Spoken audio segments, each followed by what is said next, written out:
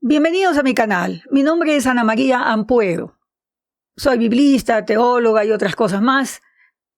Y he querido compartir, por amor a ustedes, algunos resúmenes de unos libros que he leído. Los que me conocen saben que me gusta mucho leer. Y he estado leyendo unos libros bien interesantes que quiero compartir con ustedes. Estos libros están en inglés, por lo tanto es de más difícil acceso. Mi página y mis programas se llaman Teología para Hoy. El libro que quiero presentar para ustedes y que nos va a tomar más de una semana, se llama Una iglesia llamada Tov. Tov es buena, es la palabra buena que encontramos en Génesis capítulo 1 cuando Dios hace su creación y dice que le pareció bueno. Este libro fue escrito por Scott McKnight y su hija, publicado en octubre del 2020. Y es un libro que habla de la cultura de la iglesia local, habla de cómo podemos tener una buena cultura y cómo podemos, lamentablemente, tener una cultura dañina, tóxica, que lastima a los miembros de nuestras congregaciones. La primera parte del libro habla de cómo se forma y se deforma una cultura de iglesia. Les cuento que este libro ya ha sido traducido al portugués. No sé cuándo sea traducido al español. Por eso me adelanto en compartirles algunas ideas. En este libro dice que tanto los líderes de la iglesia, es decir, los pastores, los ancianos, moldean la cultura de la iglesia, pero la congregación también. Y hay una relación dinámica. Juntos moldean. Y la cultura de la iglesia incluye una narrativa, una historia de ¿por qué creemos que estamos en este mundo? ¿Qué es lo que creemos que estamos haciendo? ¿Cómo vivir la vida cristiana? Y de aquí se desprenden ciertas políticas, ciertas estrategias, ciertos énfasis que tiene la iglesia. Lo interesante aquí es que no se empieza con una narrativa y una historia de que por qué estamos aquí como pueblo de Dios, sino que en esta relación entre la congregación, los líderes, muchas veces se vuelve a moldear esa cultura. Y esto es interesante porque a veces creemos los pastores que al enseñar doctrina, al tener una misión, visión de la iglesia, creemos que estamos moldeando la iglesia desde el liderazgo, desde la pastoral. Pero lo que aquí dice Scott McKnight es que no lo hacen los pastores solos ni la congregación sola. Hay una dinámica. Y tiene que ver también con el contexto en el que se desarrolla la congregación. La otra cosa interesante que dice este libro es que cuando uno entra a una congregación o entra a trabajar en una iglesia, uno también es transformado. Uno viene con ciertas ideas, ciertos valores, ciertos principios, pero cuando entra en esta dinámica, uno también cambia y adopta ciertos comportamientos, ciertas ideas de esa comunidad cristiana. El argumento del libro es que las congregaciones cristianas y los líderes de las iglesias debemos hacer un gran esfuerzo para tener una cultura de iglesia que sea buena, que no sea tóxica. Y como lo dice Peter Scazzero en otro libro de liderazgo, dice que debe ser una cultura que transforme vidas profundamente para seguir a Jesucristo. Dice que la compasión será la característica de una cultura de iglesia cuando los líderes y la congregación interactúan de manera compasiva. Y eso hace que haya un ambiente donde las personas se sienten seguras, donde pueden abrirse y contar su situación. En una cultura tóxica de congregación, los líderes y la congregación interactúan de manera disfuncional. Y dice que es muy difícil resistir una cultura tóxica, especialmente cuando la iglesia o los líderes son famosos. Se requiere mucho coraje, esperanza y perseverancia. Pero dice, el poder de la cultura es muy, muy fuerte. Quizás les choque a ustedes escuchar esto que estoy diciendo. Dicen, bueno, la iglesia no es una organización.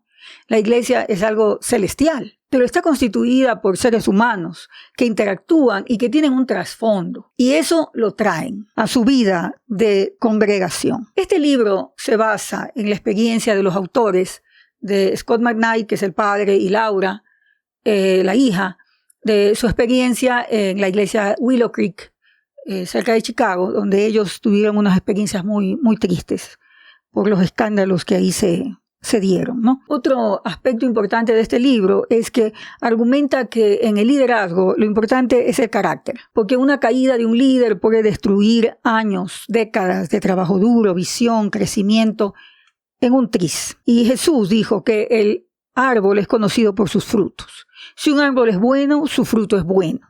Si un árbol es malo, su fruto será malo. Y Jesús habla bastante de esto. Es decir, esto del carácter, esto de la virtud, sale del corazón. Así termina el primer capítulo de este libro. Dice, una cultura cristocéntrica, moldeada por el Espíritu Santo, nutre la verdad, ofrece sanidad al herido, busca oportunidades para mostrar la gracia y el amor redentor, se enfoca en servir a los demás en lugar de ser servido y busca maneras de establecer justicia, caminos justos, rectos en la vida cotidiana. Una cultura cristocéntrica siempre tiene sus ojos puestos en la gente, porque todo lo que el Señor ha hecho y la razón por la que existe la iglesia es para llevar adelante la tarea redentora de Dios por la gente. Entonces este libro habla de las características y los hábitos de iglesias que forman una cultura cristocéntrica, que luego será una cultura buena, una cultura tov. Me gustaría enfocarme solo en lo positivo, pero la verdad es que necesitamos ver lo negativo también para poder identificar. Sea cual sea la situación en la que usted esté, ¿no? En la organización, la comunidad cristiana, donde usted está sirviendo, creciendo. En esta parte del libro, los autores dicen que las alertas tempranas de una cultura tóxica son el narcisismo, el poder ejercido a través del miedo y la dificultad en descubrir la verdad y decir la verdad. Sobre el narcisismo. Es interesante, por alguna razón, que el liderazgo de la iglesia tiende a atraer a narcisistas egoístas que están pensando en su propio crecimiento, digamos, logros, fama. Y los puestos más altos de las organizaciones y de las iglesias tienden a atraer a los narcisistas. Lo que dice en el libro es que estos narcisistas, hay narcisistas hombres y narcisistas mujeres, pero que en el caso de liderazgo tienden a ser predominantemente varones. Una de las características del narcisista es que no tiene empatía por el otro. Para tener esperanza de desarrollar una cultura buena, tov, en nuestras iglesias, es necesario resistir o reemplazar a estos líderes con poca empatía y narcisistas. Para eso debemos entender cómo es que se desarrollan las culturas narcisistas. Ha salido recientemente un libro que habla de la cultura de la celebridad. Se han escrito libros en este mismo año, hace unos 2-3 meses, sobre el tema de pastores celebridades y cómo eso acentúa el tema de estas culturas narcisistas en nuestras iglesias. El poder a través del miedo. Quizás una de las tentaciones más grandes para los líderes de las iglesias es tratar de mantener su autoridad y su posición y usar esa posición como armas letales que hieren a los demás.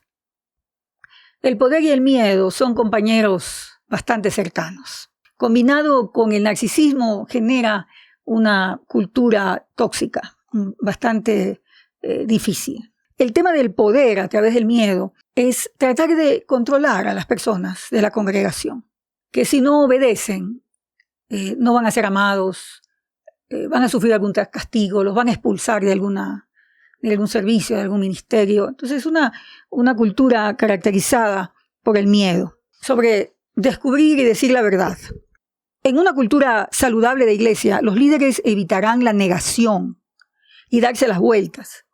Por el contrario, estarán a favor de descubrir y decir la verdad, aun cuando la verdad sea dolorosa. Jim Van Iperen, fundador y presidente de Ministerios Metanoia, cuya misión es descubrir y abrazar la reconciliación como forma de vida, recomienda el siguiente proceso para cuando se comunica a la iglesia sobre pecados sexuales de algún líder, de algo que haya afectado, por ejemplo, a niños, de algún ministerio o algún tipo de violencia. Y entonces sugiere este proceso. Sugiere que para comunicar a la congregación, que sí se comunique a la congregación, que no se proteja al liderazgo o a la iglesia por amor al Señor, sino que más bien sea a través de la verdad que se genere una cultura saludable. Entonces dice esto: 1, es necesario hablar la palabra de Dios de la manera que Dios describiría el pecado. Es decir, no darle las vueltas, sino decir lo que la Biblia dice de algo que dice que es pecado. 2, ser específico y al punto, sincero y directo. 3, asumir responsabilidad, incondicional y necesaria. Normalmente ha pasado algo más, quizás no hubieron los cuidados, no hubo rendición de cuentas, el líder estuvo solo, no sé, tantas cosas que ocurren. Entonces, expresar responsabilidad y que aquel que hizo el daño asuma responsabilidad. Que esa persona que hizo daño exprese remordimiento genuino y pida perdón humildemente.